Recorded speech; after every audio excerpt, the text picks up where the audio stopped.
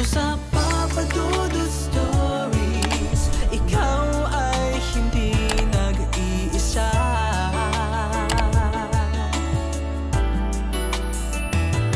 Dito sa Papa Dudut Stories, may nagmamahal sa'yo. Papa Dudut Stories, Papa Dudut Stories. Dear Papa Dudut, sa lahat po ng mga nakatutok ngayon, huwag pong kalimutan mag-like, mag-share at mag-subscribe. Maraming salamat po sa inyong lahat.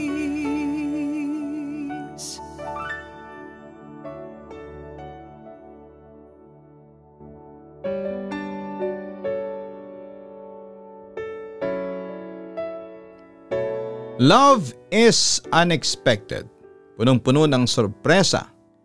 Bibiglain ka na lamang isang araw at makikita mo na lamang ang sarili mo isang araw na in love at halos mabaliw sa isang tao na hindi mo ini-expect na mamahalin. Ay, isang magandang araw po sa iyo at sa mga libu-libong mga listeners ng Pag-ibig na nakikinig ng Pampagana tuwing tanghalian at gabi. Ang Papa Dudut Stories. Grabe, sobrang saya ko kasi natapos ko din itong sulat ko para sa programa ninyo.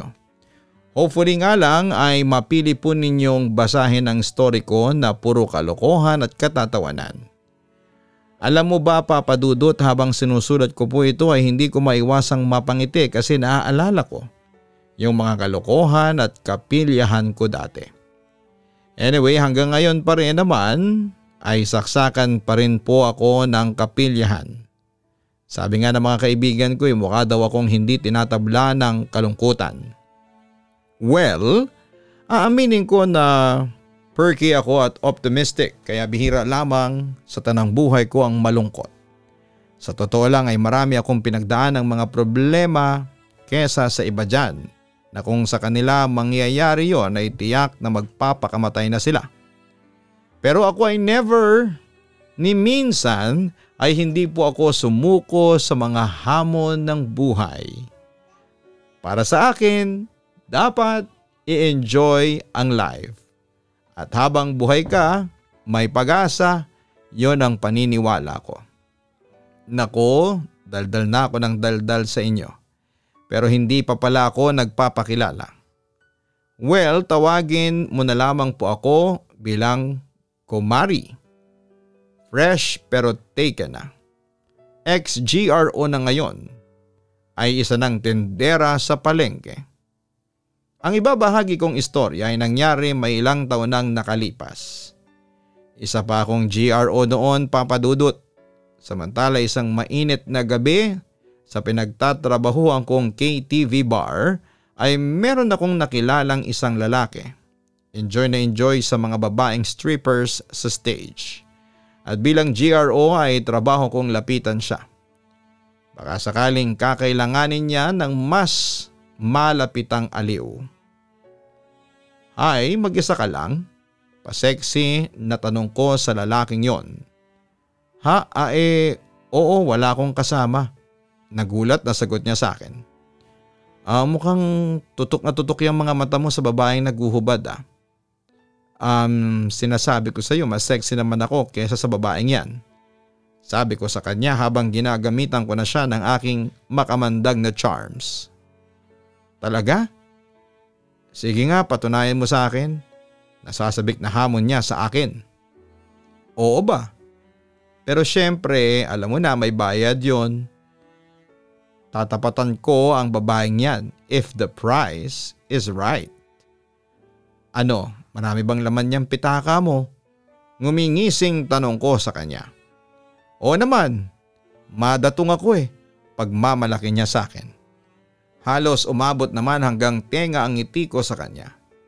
Nang sandaling yon kasi ay tuwang-tuwa ako dahil tila naka-jackpot ako. Gwapo na yung lalaki tapos ay marami pang pera. Gusto mo ng beer? Ililibre kita. Alok niya sa akin. Talaga, syempre naman. Gusto ko niyan. Agad naman niya akong napapayag noon. Kaya umorder noon ang lalaki ng 2 bote ng beer sa waiter. Babe, samahan mo na rin ng pulutan. You know, kanina pa akong rumarampa dito kaya medyo nakakagutom. Naglalambing na suhestyon ko noon sa lalaki. O sige ba, umorder ka lang ng gusto mo. Ako ang magbabayad, pagmamalaki pa niya. Wow naman, ang galante mo. Swerte talaga ako sa iyo, nasasabi kong sabi sa kanya.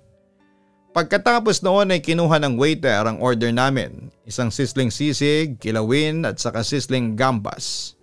Siyempre nagulat ang lalaki sa in-order ko pero sabi din niya sa akin na okay lang dahil galante naman daw siya.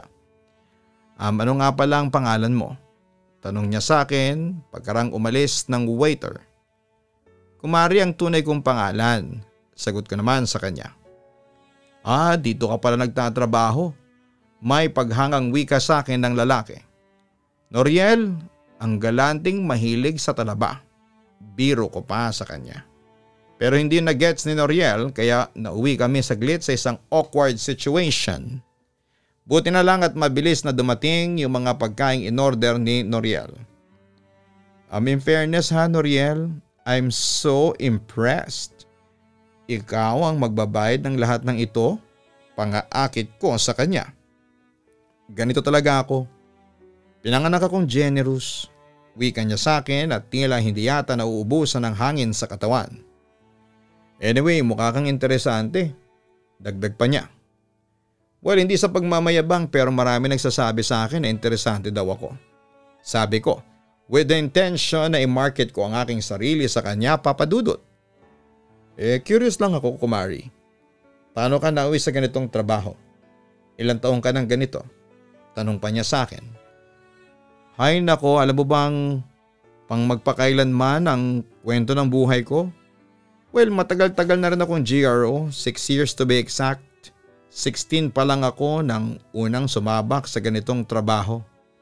Patay na ang mga magulang ko at may 4 na kapatid pa akong sinusuportahan. Kaya heto, kumapit ako sa patalim. Medyo nalungkot ako nung ikinuwento ko yon sa kanya. Ganun ba? Pero hindi halata sa'yo na marami kang pinagdaan ng hirap ha. Tila nakikisimpatyang wika sa akin ni Noriel. Well, palagi kasi akong positibo sa buhay. Sagot ko sa kanya. Marami pa kaming pinagkwentuhan ni Noriel ng gabing yon. Kwento niya sa akin ay nagtatrabaho daw siya noon sa bangko at achiever daw siya. Although hindi halata masyado sa itsura niya. Pero iniisip ko na lamang na minsan ay kung sino pa yung itsurang ewan sila pa yung mga achievers. Samantala ay magto 30 minutes na kaming nagkwekwentuhan nang magpaalam si Noriel na magbabanyo lamang siya saglit dahil sa tawag ng kalikasan. Hinayaan ko siyang umalis habang sinundan ko ng tingin at nakita ko namang tumungo siya sa banyo. Ngunit mag-iisang oras na simula nang magbanyo siya ay hindi pa rin siya bumabalik si Noriel. Nainip na ako at kinabahan dahil kapag hindi siya bumalik ay ako ang magbabayad ng mga in-order namin. Gandahan, ano bang ginagawa mo dyan? At ano yung mga in-order mo? Naku ha, bayaran mo lahat yan. Mataray na wika sa akin ang aming manager na si Charing. Mama Charing, hindi ako ang magbabayad nito, yung tumable sa akin ang magbabayad. Wika ko sa kanya. Sino yung tumable sa'yo? Nakairap siya sa akin habang inuusisa ako. Sumaglit lang sa CR, ihilang daw kasi. Inform ko sa aming manager. Anong nasa CR? Kaka-CR ko lang kanina, walang tao dun. Tinakasan ka na siguro ng tumable sa'yo. Inform din sa akin ni Mama Charing. Ano? Hindi pwede yan. Sino magbabayad dito mga kinain namin? Naiinis kong tanong. Natural, ikaw ang magbabayad niyan. Alam namang multo ang magbayad niyan. Sarkastikong balik niya sa akin. Wala akong pambayad, mamang. Sabi ko sa aming manager. Kung wala kang pambayad, iawas ko na lang yan sa kita mo ngayong gabi. Sagot niya sa akin. And at that point ay doon na nag-sink in sa akin na na-scam ako ng hayop na Noriel na yon. Alam mo ba, Papadudot, isa sa mga nagpapaturn up sa akin ay yung mga lalaking walang datong. Mga lalaki nag-aastang mayaman pero hindi naman. Mga lalaking hambog at mayabang. At yung mga lalaking mahilig mang-Indian at mahilig magtago. Papa Dudut, imbyerna talaga ako noon kay Noriel. Kasi akala ko noon ay makaka-jackpot na ako, kaso ang ending, wala palang datong. Bukod pa roon ay iniwan pa niya ako sa ere. Nagkataon namang wala pa akong dalang pera noon kaya napilitan akong iawas na lamang sa sweldo ko yung in-order namin ng lalaking yon. Ay nako Papa Dudut. Pagkatapos noon ay sinumpa ko talaga sa sarili ko na kapag nakita ko ulit si Noriel ay talagang kakalbuhin ko ang lalaking yon ng bonggang-bongga. Gagawin ko ang lahat para pagsisihan niya ang ginawa niyang panluloko sa akin. Buti na lamang at talagang umayon ang tadhana sa akin. Isang gabi muling nagtagpo ang landas namin ni Noriel. Noriel! Tawag ko sa kanya nang mapansin ko ulit na nasa front row ng strippers stage ng kabilang club siya. Kumari? Paano ka napunta dito? Ibang nightclub ito eh. Gulat na wika ni Noriel sa akin. Nagpa-part-time ako dito tuwing weekends.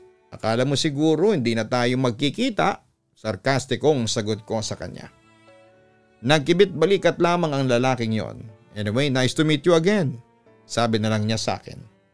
Well, ano naman kaya ang ginagawa ng manager ng bangko dito sa isang cheap na nightclub? Bakit hindi ka maghanap ng aliw sa mga mamahaling digital KTV bars doon sa Quezon Avenue? Sarkastikong usisa ko sa kanya. Nagtitipid lang kasi ako.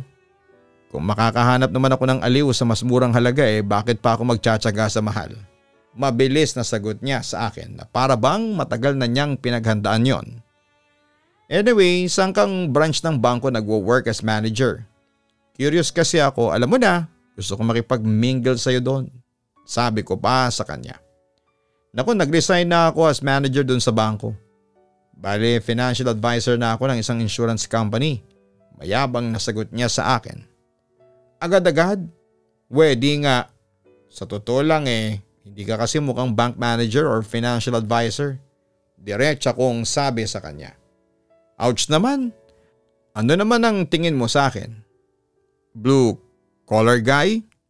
Tila nadali ng kaunti ang ego niya sa sinabi ko. Close. Tingin ko kasi sa iyo estapador ka. O di kaya'y illegal recruiter. Or worst, manager ng isang kumpanyang involved sa mga pyramiding scam. Balik ko sa kanya. Aray kumari, kung iniisip mo na tinakbuhan kita dati, nagkakamali ka. Maya-maya sabi niya sa akin pagkaraang tibagin ko ang kanyang self-confidence. Ano ba bang tawag mo dun sa ginawa mo sa akin ng isang araw? Hindi ba pang-iiwan ang tawag doon? Akala ko pa naman mapera ka. Yun pala hanggang yabang ka lang. Ka-turn off, mataray kong sagot sa kanya. Gusto kong iklaro sa iyo ang lahat-lahat. Hindi kita tinatakbuhan doon sa pagbabayad ng mga in-order natin sa KTV na pinagtatrabahuhan mo. Nagkataon lang nung nag-CR ako may tumawag sa phone ko na isang emergency. Hindi na ako nakapagpaalam sa iyo kasi nga nagmamadali ako. Palusot niya sa akin. Naku Noriel, tigilan mo nga ako sa mga palusot mo. Kung totoo yung mga sinasabi mo, sana man lang nagpaalam ka naman sa akin. Kung wala ka namang pera ng gabing yun, edi sana sinabi mo ng maaga. Willing naman akong i-entertain ka kahit na wala kang datong. Wika ko pa sa kanya. Nagsasabi ako ng totoo. Kumari maniwala ka. Insist niya noon sa akin. Sus, tigilan mo nga ako. I'm sure naririto ka na naman para manghunting ng mga GRO na susunod mong bibiktimahin. Natatawa kong sabi. Hindi ako manloloko. Kung iniisip mo na wala akong pera, nagkakamali ka. Etong pitaka ko. Ayan, tingnan mo. Bilangin mo ang mga pera sa loob niyan. At inabot nga niya sa akin ang kanyang pitaka. Wow naman, ang daming pera. Teka, 1, 2, 3. Ang dami Teka, alam ko na. Miyembro ka ng sindikato nagpapakalat ng mga peking pera, no? Conclusion ko. Tumigil ka nga dyan. Dahil hindi ako ganun. Totoong mga pera yan, seryosong sabi ko sa kanya. Samantala'y nakaisip naman ako ng paraan para makaganti sa lalaking yon. Ako na lang ulit ang i-table mo. Total nakita ko namang marami kang pera. Sure, madali akong kausap. Pagmamalaki pa ni Noriel. At tulad ng dati umorder siya ng beer para sa aming dalawa. Sa pulutan naman ay chicken mommy na lang ang in-order ko. Mabilis namang dumating ang mga orders, tutok na tutok pa rin si Noriel sa babaeng naguhubad sa stage. Sinasamantala ko naman ang pagkakataon. Dahan-dahan kong inilagay ang nilapag na mainit na chicken mommy sa gitna ng aking mga hita. Para naman hindi ako mapaso, ay nagpalibot ako ng bimpo sa paligid ng mangkok. Naisip kong gawin yon dahil anumang oras maglalakbay ang mga kamay ni Noriel sa ibaba ko habang nakatutok siya sa stripper sa stage. At hindi nga ako nagkamali dahil unti-unting ibinaba ni Noriel ang kanyang kamay para dukutin o himasin ang anumang parte na nasa ibaba. At kitang-kita kong dumiretso ang kamay niya sa mainit na chicken mommy. Aray! Ang kamay ko! Naibulalas ni Noriel nang mapaso ang kanyang kamay ng mainit na mommy. Nagtingin ng tuloy sa kanya ang mga tao sa paligid kahit na yung stripper ay napatingin din sa kanya. Ano ka ngayon? Nang Elia mo kasi, natatawa kong sabi sa kanya. Nakaganti na rin ako. Bakit nandyan yung mangkok ng mami sa gitna ng mga hita mo? Napaso tuloy ako, aray. Kung pagbabasehan ang kanyang reaksyon ay mukha talagang napaso ng todo ang mga kamay niya. Malikot kasi ang kamay mo.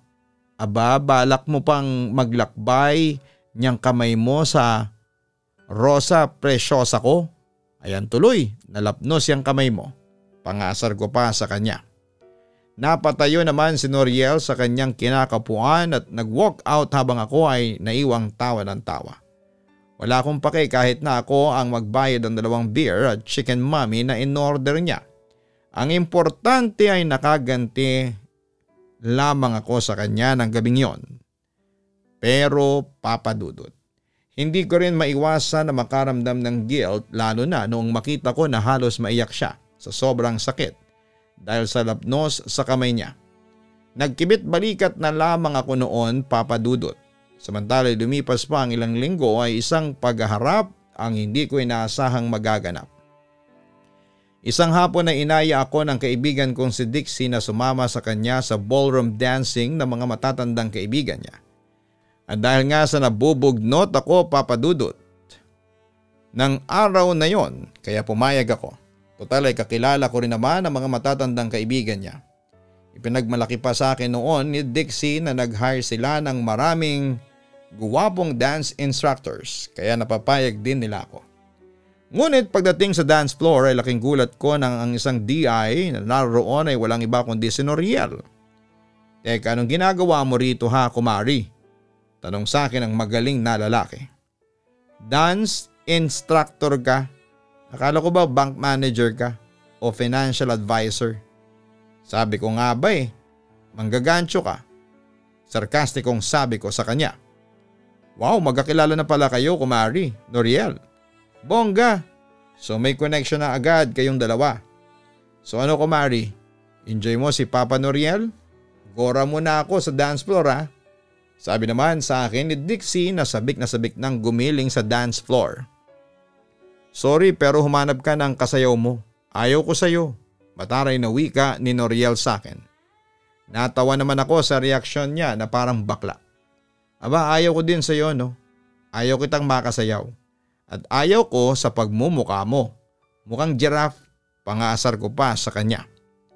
Nagsalita ang Diyosa ng kagandahan, ang kapal na mukha mo.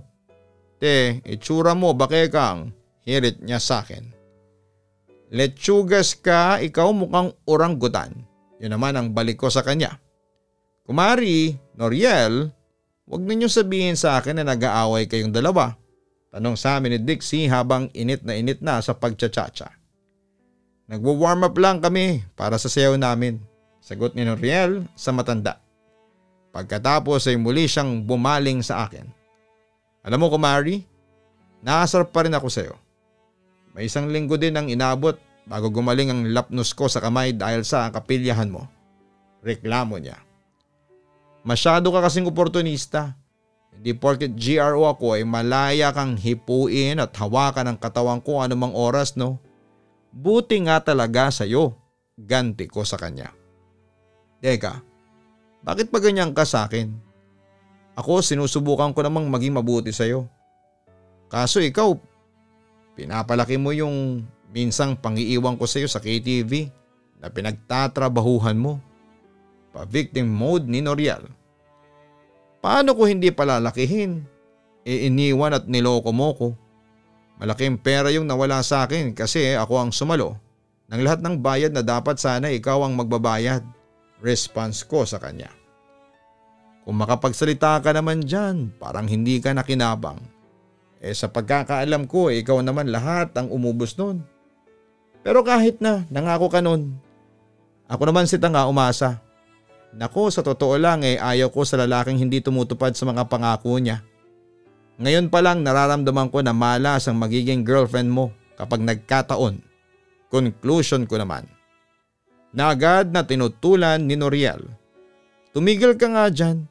I'm the most admirable and most adorable and the most lovable guy in town. Wala ka na sa lugar na i-predict na mamalasin ang magiging girlfriend ko. Dahil sa ayaw kong masira noon ang araw ko, nagpasya na lamang ako na sumuko na sa away bata namin ni Noriel. Sumayaw na nga tayo para walang masabi na hard to get pa ako. Wika ko sa kanya. Teka, last question. Marunong ka bang sumayaw? Tanong niya sa akin. Oo naman. Kung ako nga marunong mag pole dancing, sayaw pa. At saka anong akala mo sa akin? Old maid na pa-virgin? Balik ko sa kanya. Pagkatapos noon ay sumayaw na nga kami sa gitna ng dance floor. In fairness, magaling sumayaw si Noriel at very professional. Pero minsan ay umiiral noon ang pagiging pilya ko at tinatapakan ko ang mga paa niya. Kunwari nagkamali ako ng steps. Pero nakahalata din si Noriel kaya tumigil na ako. Mamayang kaunti ay tawanan na ang maririnig sa aming dalawa dahil komedyante ang damuho. Papadudot, doon na nagsimula ang lahat. Simula noon ay parang palagi na kaming pinagtatagpo ng kapalaran. Naging madalas na ang pagpunta niya sa KTV na pinagtatrabahuhan ko. Yun nga lang para kaming aso't pusa kung mag-asaran. Inamin ko na napipikon ako kay Noriel kasi mas alaskador siya kesa sa akin. Sabi nga ng mga kaibigan kong GRO ay mukhang nakatapat daw ako. Walang araw o gabi kaming nag-aasara ni Noriel. Panay din ang pagpapakyut niya sa akin. Pero sorry na lang, wa-epek sa akin ang pagpapakyut niya. Pero papadudot. Inaamin ko na nalulungkot ako kapag hindi kami nagkikita. Siguro tama nga yung sinabi ng kaibigan ko na the more you hate, the more you love. Papadudot, at the time ay inaamin kong tinamaan na ako kay Noriel. Samantala, kahit na madalas kaming mag-asara ni Noriel ay inaamin kong hindi nakukumpleto ang araw ko kapag hindi niya ako inaasar o kapag hindi kami nagkikita. Ewan ko ba, pero parang hinahanap-hanap ko na yon hanggang isang araw. Bakit ka ba napadalaw sa akin? Anong meron? Usisa ko sa kanya. Namimiss lang kita kaya ako pumunta dito. Sagot ni Noriel sa akin. Meron pa naman akong mga dalang pagkain. Peace offering ko sana sa iyo. Eto, sabay bigay niya sa akin ang mga paper bag na naglalaman ng mga pagkain. Wow, ang daming pagkain naman yan. Natutuwa kong sabi sa kanya. Pasensya nga pala at medyo madumi ang bahay. Naglalaba kasi ako. Napangisi naman siyang nagsalita sa akin. Kaya pala ganyan ang ayos mo. Naku, wag mo nang punahin pa ito. Lalo ako nako-conscious. Sit ako naman sa kanya. Huwag kang mag-alala, maganda ka pa rin kahit ganyan ang ayos mo. Sinserong puri niya sa akin at napangiti naman ako sa kanya. Tatapatin na kita, Noriel. Hindi na ako galit sa'yo. Simpleng bagay lang yon. Nangaasar lang ako sa'yo. Sinusubukan ko kung hanggang saan ang pasensya mo. Maya-maya'y pag-amin ko sa kanya. Alam mo ba, kumari? Isip ako ng isip kung paano mawawala yung galit mo sa akin. Yun pala, inaasar mo lang pala ako. Natatawa niyang wika sa akin. Pasensya na dear at pinanganak akong mahilig mang-asar. Take it or leave it, sabi ko naman sa kanya. Salamat naman kung ganon. At least, panatag na ang kalooban ko. Anyway friends, tanong naman niya sa akin. Samantala'y mabilis naman akong nag-response sa kanya. Friends, at hanggang doon lang yon. Hanggat maaga, sinasabi ko na sa iyo ha, huwag kang umasa na mauuwi sa beyond friendship ang lahat. Teka, asyumera ka ha? Talagang hanggang friends lang tayo. Hindi kita type, pangaasar pa niya sa akin. At doon na nga nagsimula ang pagkakaibigan namin ni Noriel, Papa Dudut. Simula noon ay hindi na kami parang aso't pusa na nag-aaway. Although minsan ay inaamin ko na napipikon ako sa pangaasar sa akin ni Noriel. Pero overall ay isang mabait at magandang kaibigan itong si Noriel. Masaya rin siyang kasama at never pumalya sa kanyang sense of humor. Naging close friends kami kinalaunan. Pero hindi ko akalain na mauuwi sa mas malalim pa ang nararamdaman namin para sa isa't isa. Isang gabi ay nagulat na lamang ako nang muli niya akong dinalaw sa nightclub kung saan ay unang beses kaming nagkita at nagkakilala. Noriel, napadalaw ka dito. Manliligaw ka na naman ba ulit sa akin? Pangiting-iting sumagot si Noriel sa akin. Pasensya na kung naistorbo kita ng kliyente mo. Dumalaw ulit ako sa iyo kasi may ibibigay lang ako sa iyo. Heto, flowers for you. Agad ko namang tinanggap ang present niya sa akin. Naku Noriel, naloka naman ako sa iyo at talagang dito ka pa sa tapat ng nightclub ng ligaw. Natatawa kong sabi sa kanya. Wala namang masamang manligaw sa iyo dito. Actually, kaya ako naisipang manligaw sa iyo dito para iparamdam sa iyo. Natanggap kita anumang trabaho ang meron ka. Sinserong sabi niya sa akin. Napangiti naman ako. Naks naman, tumiteleserye ang eksena mo ha? Seryoso ko kumari. Sincere ako sa panliligaw ko sa iyo. I love you. Pahayag pa niya sa akin. Noriel, thanks. Ano ba yan? Naiyak tuloy ako. Sabi ko sa kanya habang nagpapahid ng luha sa mata. Huwag ka nang umiyak. Masisira yung makeup mo. Teka, ako na magpupunas ng luha sa mga mata mo. Pagkatapos noon ay ginawa nga niya ang kanyang sinabi. Kahit na hindi mo pa ako sagutin ngayon, ayos lang sa akin. Ang mahalaga ay nasabi at naiparamdam at naipakita ko sa iyo kung gaano kita kamahal. Sabi pa niya sa akin, Papa Dudut. Huwag kang mag-alala, sinasagot na kita. Kasi mahal na mahal kita, Noriel. Pag-amin ko rin sa kanya. At yun na nga Papa Dudut, naging kami ni Noriel. Masasabi kong isang mabuti at mapagmahal na boyfriend ang lalaking yon. Never niya akong nakalimutan at araw-araw ay nararamdaman ko na mas lalo ko siyang minamahal. At saka nararamdaman ko rin na espesyal ako sa kanya. Kaya hindi ko pinakawalan pa si Noriel. Siya na kasi ang lalaking alam kong magpapaligaya sa akin. Samantala simula na maging kami ni Noriel ay tumigil na ako sa pag-GRO. Sa tulong ng isang kaibigan ko sa ballroom dancing ay napasok ako bilang tindera sa palengke. Doon ay nakaramdam ako ng kaginhawahan. Although hindi malaki ang perang sinesweldo ko doon ay masaya na ako kasi taas noo kang haharap sa tao. Kasi marangalang trabaho mo. Nagsimula na rin siyang maghanap ng mas matinong trabaho kesa sa pagdi-DI. At nagtagumpay naman siya.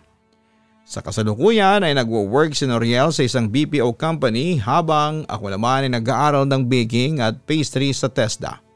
At kasalukuyan akong nagnenegosyo ng bakery sa aming lugar. Masaya na kami sa aming buhay at patuloy kami sa pagmamahalan. Ngayong taon din ay nakatakda na rin kaming magpakasal. Wala na akong mahihiling pa, Papa Dudut. Muli ay nagpapasalamat ako sa kaunting panahon ng pagbabasa mo ng sulat ko. Sana'y makita kita in person kasi isa ako sa mga fanatic mo at ng programa mo. Anyway, God bless po sa inyo, Papa Dudut. Lubos na nagpapasalamat, Kumari. Walang imposible sa taong naghahangad na makapagbagong buhay. At nakita natin yon sa kwentong ibinahagi sa atin ni Kumari at Noriel. Hindi man naging maganda ang simula ng kanilang buhay dahil kinailangan nilang kumapit sa patalim. Pero nakita po natin kung paano sila nagsumikap na ayusin ang kanilang buhay-buhay. At nagtagumpay naman sila. Kaya sa mga ka-online na gustong magbagong buhay, magsilbisa ng inspirasyon sa atin ang kwentong ito. Walang imposible sa taong nagpupursige. Muli maraming salamat kina Kumari at Noriel sa kanilang kwento. God bless sa inyong dalawa and advance best wishes na rin.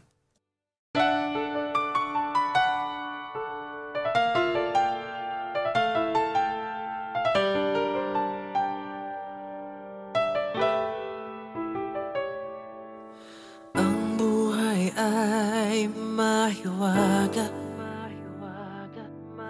laging may lungkot at saya. Sa Papa Dudut Stories, laging may karamay ka.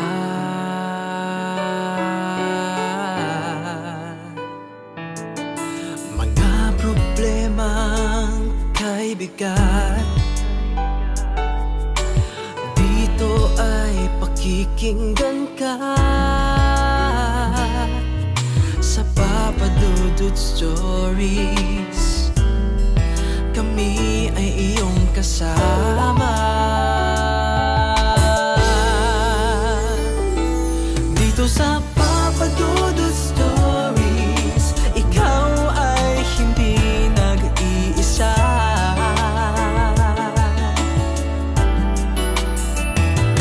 Dito sa Papa Dudut Stories, may nagmamahal sa'yo.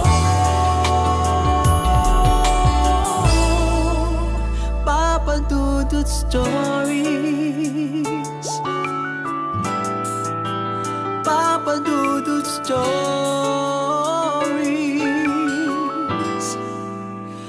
Papa Dudut Stories.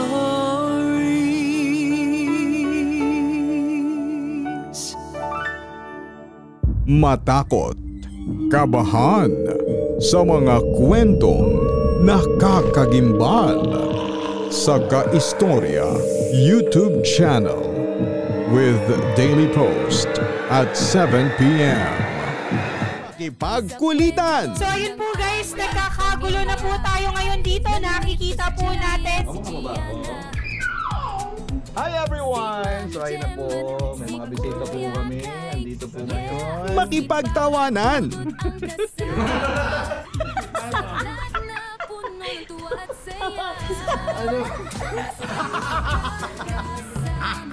At minsan, makipag-iyakan.